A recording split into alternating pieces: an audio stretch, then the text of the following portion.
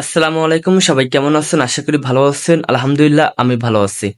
অনেক ভুয়া এজেন্সি এই ম্যান পাওয়ার কেন্দ্র করে এখন লক্ষ লক্ষ টাকা মানে আপনাদের থেকে নিচ্ছে।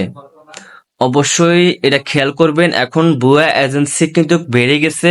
এখন ভুয়া এজেন্সি কিন্তু এই ম্যান পাওয়ার উপলক্ষে আপনাদেরকে থেকে লক্ষ লক্ষ টাকা নিয়ে যেতেছে।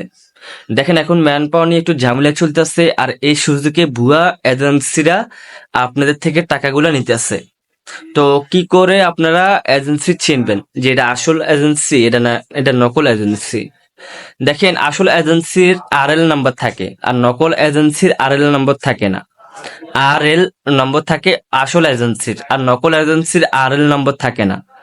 যদি আরএল নম্বর থাকে তাহলে উনি 100% এজেন্সি, আর যদি আরএল নাম্বার না থাকে তাহলে উনি ডুবলি এজেন্সি। 100-র মধ্যে 70% ডুবলি এজেন্সি, 30% ভালো এজেন্সি।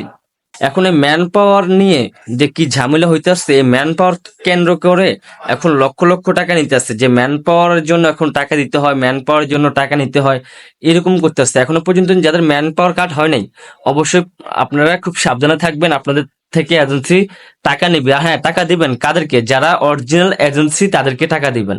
ডুপ্লিকেট এজেন্সিকে টাকা দিবেন না, তাহলে আপনি অনেক বিপদে পড়বেন। আপনার ম্যান পাওয়ার কার্ড হবে না, আপনার শুধু শুধু টাকাগুলো খরচ হবে। তো অবশ্যই বুঝতে পারছেন।